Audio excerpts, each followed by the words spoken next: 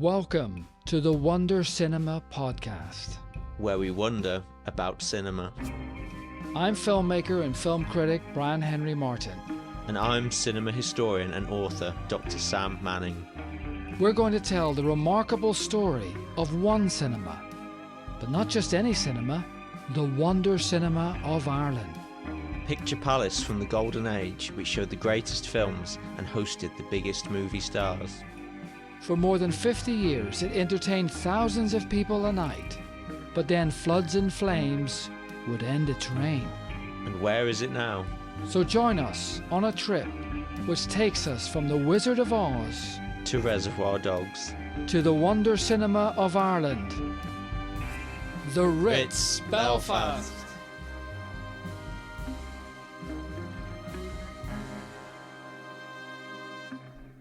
It's the early 1970s, and sadly we've entered the dark days of the Troubles, a conflict that would engulf Northern Ireland for the next 25 years. Welcome to episode 5 of the Wonder Cinema, and what an extraordinary time this was, Sam. Belfast city centre died, essentially. Shops and hotels closed. Cinemas became unsafe. They became targets for bombs. Sam, how did cinema survive during this period?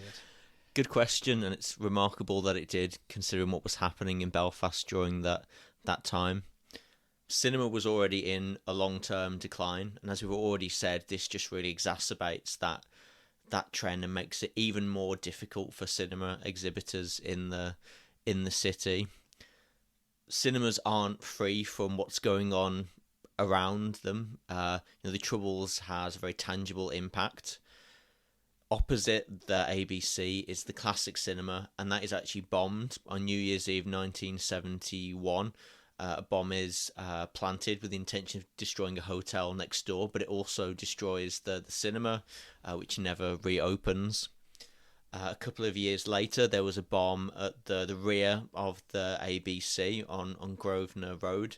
It doesn't impact the cinema's ability to operate, but you can obviously see how that would influence people's decisions on whether they, spend a night out at the cinema. This is the Belfast that I was born into and that I grew up in. And 1972, a ring of steel, a metal cage was constructed around the city centre, which made you feel like you were entering Jurassic Park.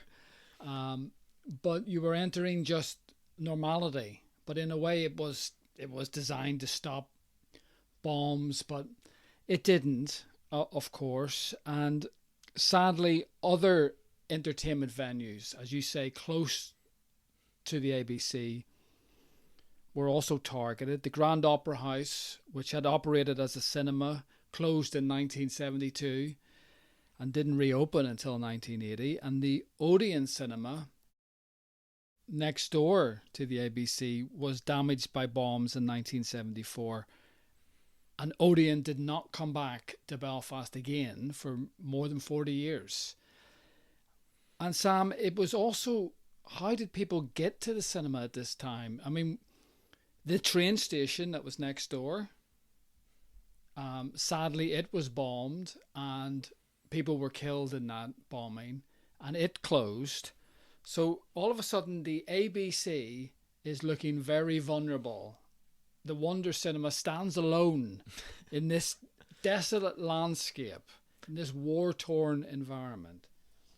Yeah, it's definitely troubling times, and I think it is testament to ABC, who in the 70s were taken over by EMI, that they actually stay in the market. They continue to operate the cinema. When you think that Rank, who controlled Odeon, pulled out, I think it's a real testament to them that they had, faith in the cinema to carry on. So we've got horror outside, and we've got horror inside the cinema, Sam. I mean, this is quite extraordinary to me. Yeah, one of the most popular films in the early to mid 70s was The Exorcist,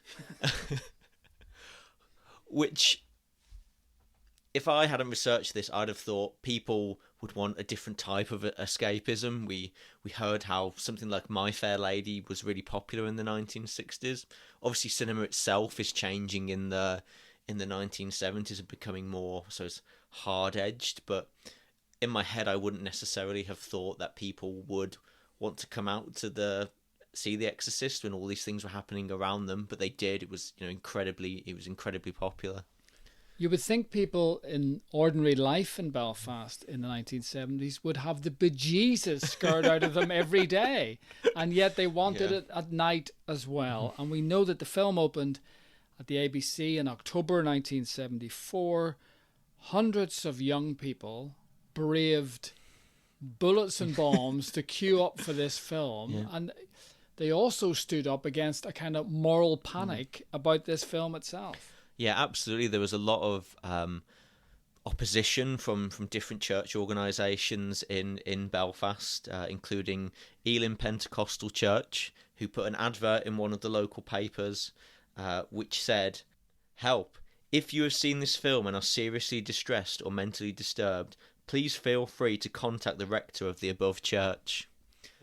And also, Clonard Monastery also reported that people had been coming forward to them with their, concerns about how the film had affected them, religiously speaking. Yes, so this kind of moral panic is happening at the same time. So there were all these different forces brushing up against one another. So you have this particular type of cinema that's emerging in the 1970s, which is appealing to young people.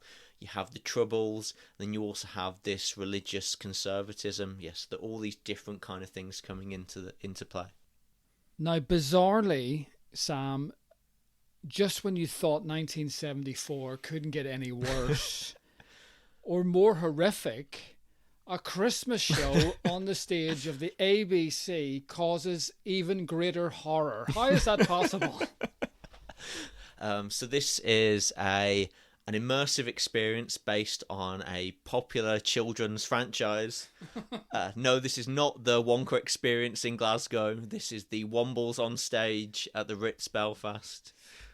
Oh my goodness. So this was a Christmas show, 1974. It was supposed to bring seasonal joy to kids and families. And so what went wrong? The idea was that the Wombles would appear on stage, they would sing songs, they would provide entertainment, and this is a time that they were really big. They just appeared on Top of the Pops. They were like the big children's entertainment of the moment, but they turned out to be a big disappointment. There were lots of complaints that the Wombles, they looked shoddy firstly, secondly the audio wasn't working as it should be. Sounds like this podcast. Yeah. To the extent that people went onto the stage and demanded their money back. A BBC reporter even went at the time. They interviewed a woman who said they couldn't sing, they couldn't dance, they couldn't act. They're the leanest, most inaudible Wombles I've ever seen. Oh my goodness. So the Wombles of Wimbledon Common were famous for collecting rubbish, and their show was complete and utter rubbish. And Sam, what a tragedy for kids in Belfast in 1974, with all of the troubles unfolding. And, those big stage shows that we talked about in the last episode, the pop acts who played, the music, the concerts, all of that is fading away as the violence continues. And here we have the Wombles on stage bringing joy. And they don't. The promoters at least did offer people a refund, but they couldn't even get that right because people turned up on Saturday and they said the banks weren't open, so they weren't able to give them their money. So they then had to return. They had to return on Monday to get their refund. It would have been ironic that it wouldn't be bombs or bullets that would burn the Ritz down, but angry parents demanding a refund from the Wombles. If the Wonder Cinema had been vanquished by the Wombles. But what the cinema needed at this moment in time, Sam, and certainly what ABC Belfast needed, was a blockbuster, a surefire hit that would have them queuing round the blocks once again. And along was to come a film that would redefine summer It certainly wasn't the summer when it came out, but it would redefine summer. What was that film? That film was Jaws, Brian. So this had come out in summer 1975 in the US, and this would have been widely reported on in Belfast, and people would have heard about this film. And it came to most parts of the UK and also in Dublin in Christmas 1975. Now, the Ritz could have played it alongside those other venues, but apparently they chose not to focus their efforts on Barry Lyndon. Yes, Barry Lyndon, Stanley Kubrick epic that was filmed in Ireland, set in Ireland, with Ryan O'Neill. Good choice, ABC. Well, maybe not commercially, because Jaws, when it eventually did come in April 1976, was a huge success. There was a picture in the local press of a queue snaking around the building, and I think if you'd have shown me this picture and said, when was it taken, I'd have probably have guessed the 30s or 40s, because that's when most queues around the Ritz were reported. There were comments in the press that this is the first time we've seen a queue at the cinema for many years. So I think even though people had to wait longer, this sense of anticipation meant that when it did come, it was as popular as it was. It played at the cinema for 10 weeks, which is remarkable in terms of the 1970s. Okay, it's not quite the 16 weeks we saw in the 60s with My Fair Lady, but I think it was the high watermark of that decade in terms of attendance. High water, indeed. This was, of course, Steven Spielberg's shark thriller. And Steven Spielberg would play a significant role in the future of this cinema, which we will reveal. But it's funny, isn't it? Because, Jaws, I remember as a kid, I knew everything about Jaws and was terrified to even get into the bath, let alone go swimming in the sea. But this was an extraordinary time in cinema, Sam. Certainly for American cinema, the new Hollywood, Spielberg, Scorsese, Coppola. Did all of their films or some of their films play at the ABC at this time? A lot of their films definitely would have played at the ABC in the 1970s. And bringing things back a couple of years, The Godfather played at the ABC in February 1973. Stayed there for 4 weeks. Again, there were reports of queues for this for the first time in a couple of years. There were plenty of Godfathers in Belfast at the time, Sam, so they were probably in the queue. Maybe. There is one quite nice story about a bomb hoax during the screening of The Godfather, when people were forced to evacuate the cinema. When they were then let in, there were suggestions that some people who hadn't necessarily paid to get in the first time were joining with all the patrons when they were allowed to go back into the cinema. So there were some benefits of what was happening during the Troubles. Well, my family were certainly partial to a bomb-damaged sale. This is where, when shops were bombed, they used to sell off the goods. But talking of people going back into films again, I mean, we spoke in previous episode about This Is Where We Came In and the continuous programming. So what was the status at this stage, Sam? Had the continuous programming ended? Is this cinema as we know it now, with single films playing, or what was happening? Continuous programming was still happening, but for big hits like the Godfather, they did introduce 2 separate performances in response to that popularity. So they shifted to 2 screenings, one at 2 and one at 7. So they'd get everyone into the building, come out again, and get a new set of people in. And this is supposed to maximise revenue. And they also did this again for Jaws. And what they did towards the end of the run was to have a mix of the 2, where they had continuous programming in the day, but then a separate performance in the evening. Now, just one other thing on Jaws. You remember back in episode 1, you told us that the Ritz cinema had a fish tank in the foyer. Was it still there? And was there a shark in it for when Jaws played? The honest answer is I don't know what happened to the fish tank. So if anyone who went in the 70s, let us know if there was still a fish tank there. I would be surprised, given everything we've discussed about modernization in the 60s. I think that kind of thing would have fallen out of fashion. Jaws would have been the perfect film for the fish tank. So where was it when we needed it? Okay, so the fish tank wasn't there, but Sam, there was merch. There was, surprisingly. So in some of the reports at the time, detailing how successful the film was, they also talk about the fact that they sold lots of expensive merchandise at the same time, which included badges, bags, T-shirts, and even Jaws sweets. Jaws sweets? What could Jaws sweets have been? I know. Jawbreakers. No, but here's the thing is, can you imagine Jaws T-shirts? I mean, how cool would that have been? Yeah, I don't know if they were personalised to the ABC, I saw Jaws in Belfast. It's one of the things that I personally love about cinema is any kind of merch. I mean, obviously posters, lobby cards, and if we could travel back in time, Sam, that's the thing that we would go for immediately. Yeah, let us know if you bought a Jaws t-shirt in 1976 at the ABC. Now, Dr. Sam, we're always drawn to any time the wonder cinema is captured on film. We saw it with the Midnight Matinee of 1948, or the Rolling Stones in 1965. And in 1975, October 1975, the big yin Billy Connolly is captured on stage at the ABC in Belfast. Tell us about this film, Sam, and what does it tell us about the cinema at the time?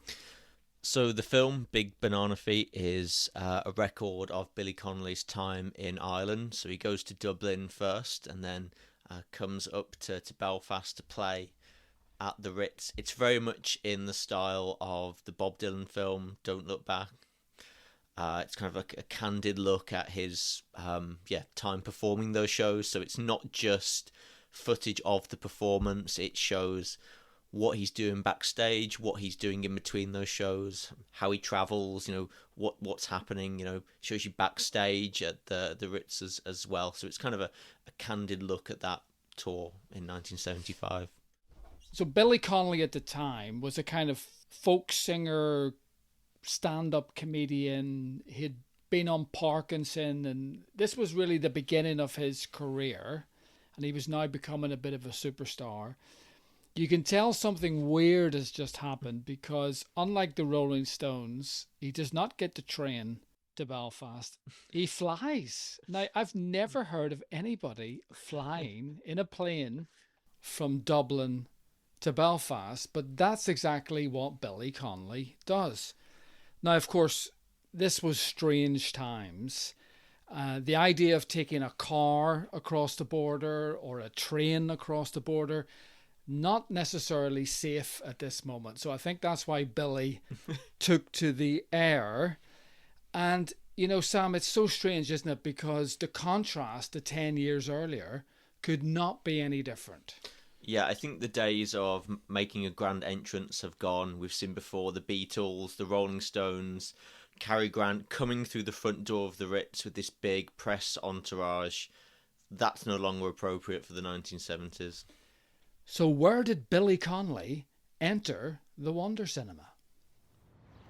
Dr. Sam, we are exterior ABC Cinema, as it was, and we're on the trail of the Big Yin. Why are we standing on this side of the building?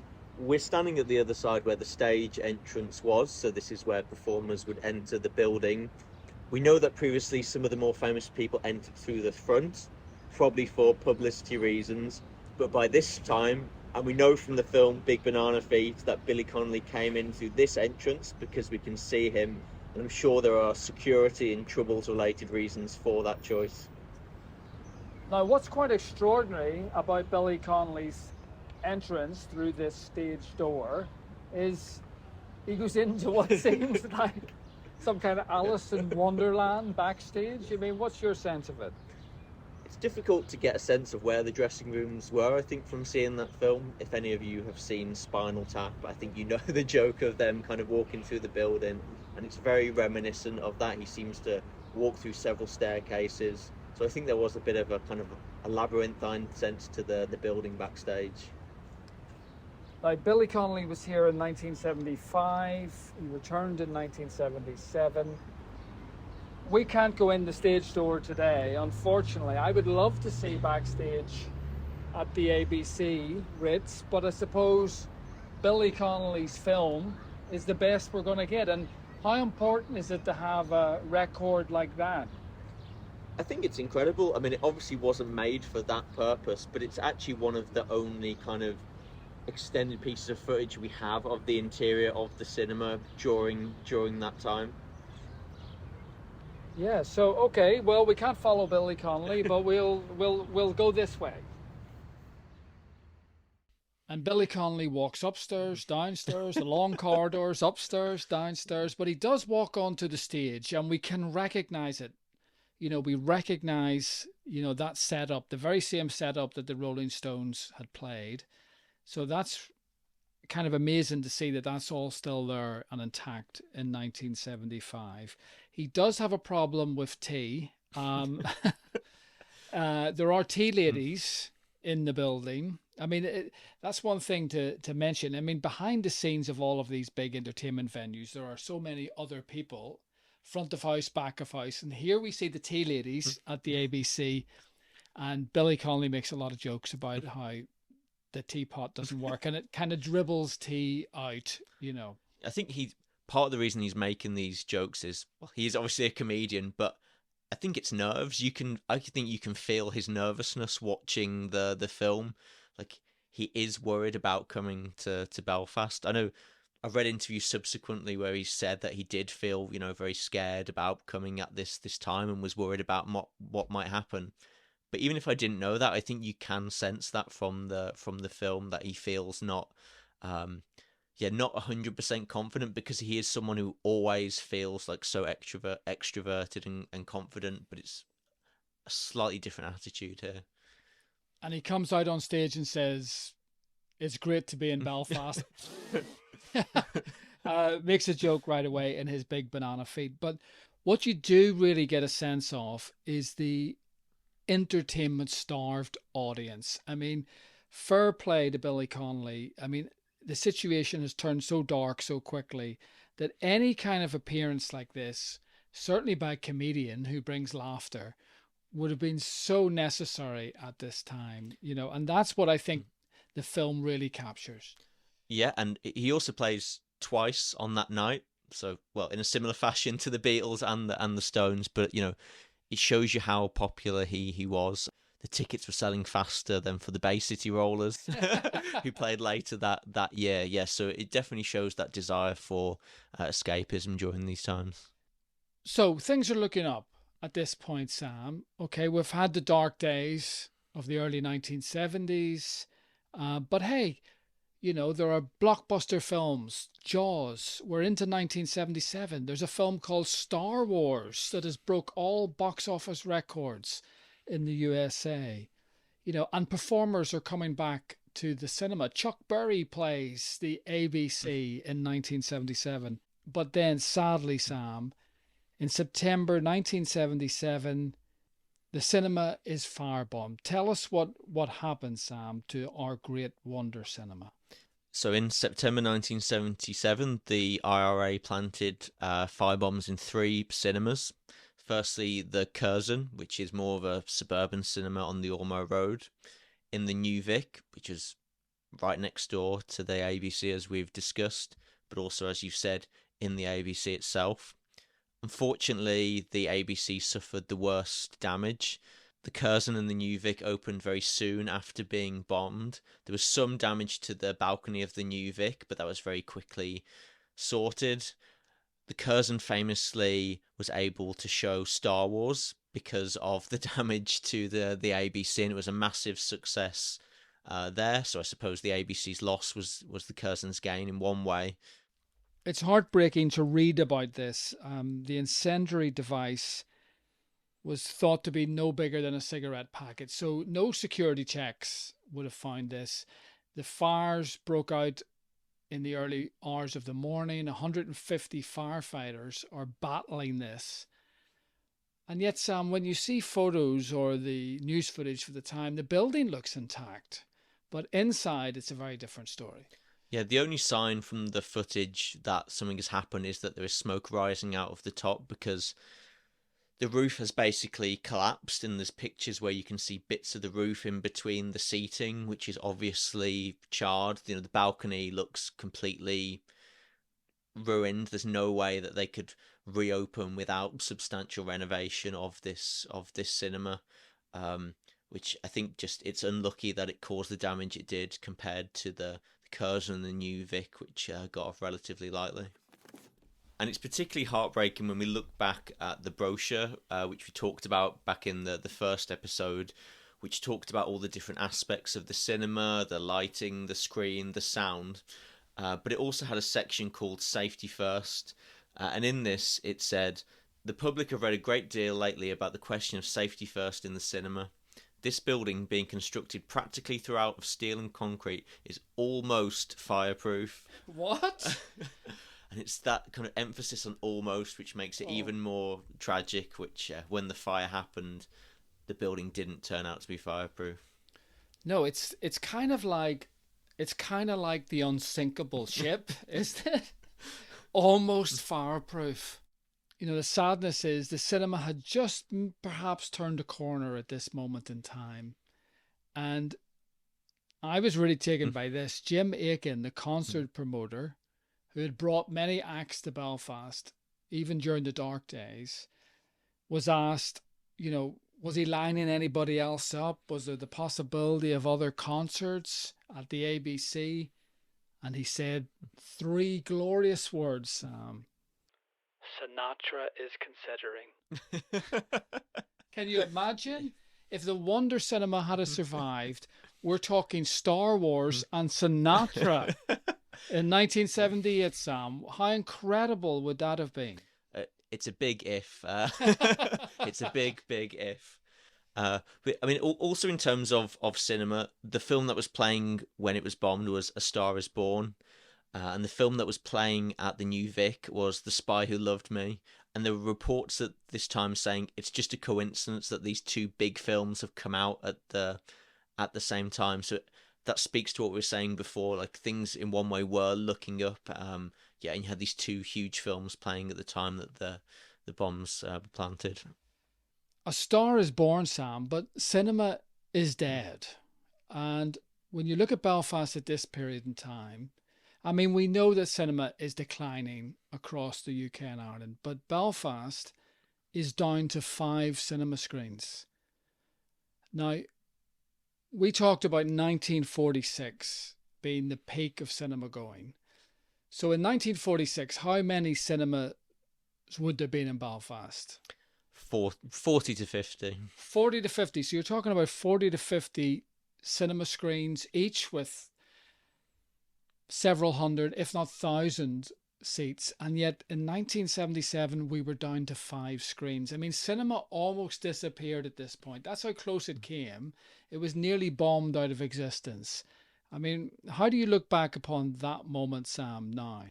It's definitely a low ebb in terms of Belfast cinema, and I think anyone looking at that time would have felt pessimistic, not only because attendances were declining, but because these bombs had been planted.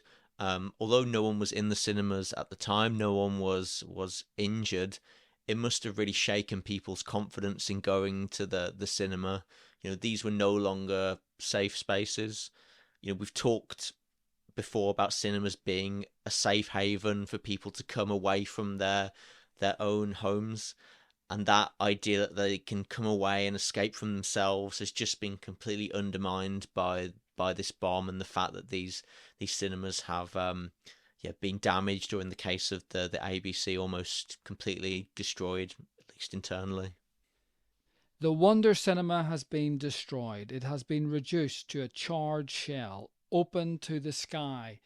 Surely this is all over, Sam. Episode 5, this is the end. Can there really be an episode 6? Good news, Brian. There can be an episode 6.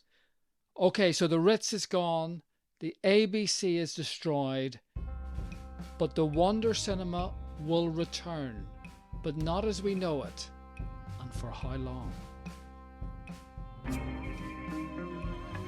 Hey, thanks for listening. You've been a great audience. If you've enjoyed your visit to the Wonder Cinema, let us know. Our theme music is composed by the wonderful people at Score Draw Music.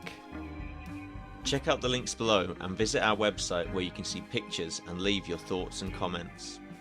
So until the next screening, The Wonder Cinema is closed.